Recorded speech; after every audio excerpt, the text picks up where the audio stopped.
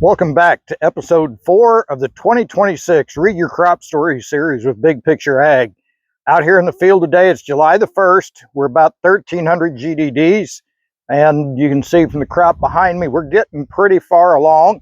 As you get out into the field, there are some things starting to push tassels. That's certainly something you want to start paying attention to. I've been looking at some things and looking at different treatments as far as advancement of the crop. Some of them are 10 to 20% pushing tassels, others are up to 40, but paying attention to how consistent the tassels push, that's the easiest thing to judge, is when they get out far enough to start shedding pollen. Track that, see how long it is in your pollination time frame to see what kind of consistency you've got. It's a great thing to do when you're around your flag test to compare the different days of emergence and where the plants are today to see if there's differences have happened through the season. There's a lot of other things that we're looking at in the field. I'm going to show you some of that. One of them is unwrapping the Christmas present. Guys, that eared, and even at V14, 15, you can start to pull that ear out, and I'll show you a little bit of that. As it gets closer to this, obviously they're a little bit easier to see what kind of rows around you've got. So there's a lot of things showing up. We're going to talk about a few of those in the session too. So come along with me and let's jump into crop and see what things we can see, what things you might want to look at on your farm. I want to start today and kind of draw your attention to why I put the zip ties on the plants earlier in the season. We know that we slough off some leaves, but if we're trying to stage a plant as it gets more size to it, it can be a challenge to know just how many leaves have I lost. You can actually see here when I put these zip ties on the 5th leaf, they're all on the ground at this point. So this plant has sloughed off all 5 of its first leaves.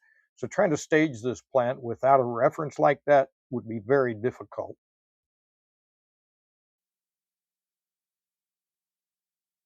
So we're at the time of the year where you can really start getting an idea what you've got coming on your plants. You can tell from these that kind of where we're at. The one on the left was a plant that was at V15, still had 4 leaves before the tassel emerged. The one on the right was V16, and so obviously had 3 left. You can see that the shucks have made quite a bit of extension on the more advanced plant. But even at either one of these stages, you can see the other thing I like to do is take a marker and put a mark on that ear. And then using the hand lens, I can roll that around. I can check how many kernels we've got around, how many rows.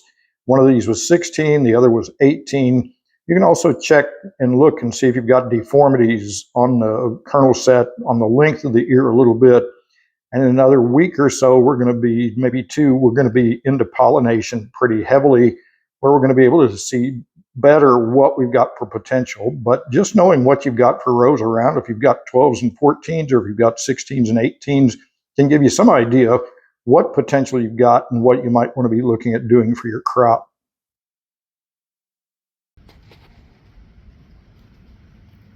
We're in a field here today we're looking at a little bit and starting to see some signs of a little bit of stress hitting these crops, and maybe something we could start looking at. You can see we're getting a little bit of yellowing on some of the leaves. Looks like maybe some potassium challenges starting to show up. We've got brace roots on some of these plants as we're coming across here, telling us that maybe we should be looking at the root systems under those. And then some of the other indicators we're looking at here. On this particular plant, it's got a tiller. It's about 18 to 24 inches tall, but the center part of it is starting to fade, and some of the other tillers in this area are already sloughed off. So we can tell from that our plants are kind of at a point. There's a few things starting to happen, that plant's needing some things. So indicators like this are good things you start looking at. We could dig a couple plants and look at the roots and see if we can figure out why we're setting brace roots on some of these. We can start looking, maybe we should do some tissue testing there. Speaking of brace roots, this is a great example of being able to tell if you have a high wind event, which direction the wind came from. You notice all of the brace roots are on one side of these plants, and that's a reaction that plant has, just like you and I If we get hit with a strong wind, what do? We step up, we step back and put a foot down to brace ourselves. That's exactly what these plants are doing. So if you're only seeing them on one side of the plant, that tells you a lot about what's causing those.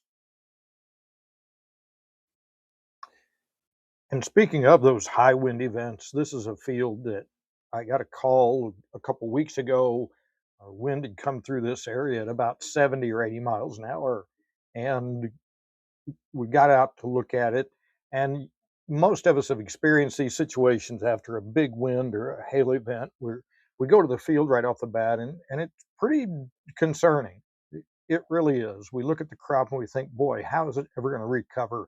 But the tenacity of these corn plants to continue to survive and grow and thrive is amazing. And we're going to take a look at a couple of those examples now. The day after the storm, when we were there looking at the crops, and of course, there were some that were green snapped and broken completely off. There were some that were broken to severe degrees. There were some that just looked kinked and were literally, they looked kinked, and the top would be laying on the ground. And this is an example. I actually pulled one of those plants and cut it. And you can see from this that the integrity of the stalk really has not been affected. So that was kind of interesting. And the little quick video I'm going to show you is what an adjacent plant looks like 2 weeks later. This would have been a similar plant that was kinked, but look how it has pulled itself back up and made another turn and is continuing to grow. The tenacity of a corn plant is wild. These plants were hit 3 weeks ago by a big wind. You can see we had some green snap. Didn't completely take this one off. Let's watch what happens. He turned back up. He's growing upright, growing upright. This is still the same plant. And right here, that plant is 2 leaves away from sending a tassel out. You know, we hear all the time that we should never give up on a crop, and I think these are perfect examples of that. Has it been affected? Of course. Is it going to be the top yield we ever raised? No. But oftentimes things can be salvaged, and things can still occur. So I think it's just a great example of just keeping in mind that a lot of times our plants do have the ability to do some amazing things.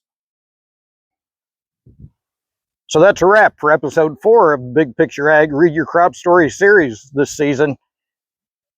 Crops moving along very quickly. By the time we get back in another 2 weeks, we're going to be able to probably start identifying how well our pollination did. Right now, we're in some heat. We're hitting the mid-90s in our area. Nighttime lows are staying in the mid-70s. The wind's been blowing 15 to 20, pretty consistent the last 2 or 3 days.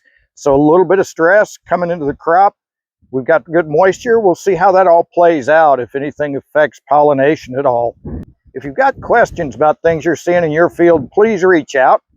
You can reach me on my Facebook page or through the email at bigpictureag@gmail.com. So I hope you'll follow along with my YouTube channel. Hit follow, hit like, hit share, share it with your friends, and hope you'll jump onto my Facebook page, which is in the group section, Big Picture Ag, and just look forward to connecting soon.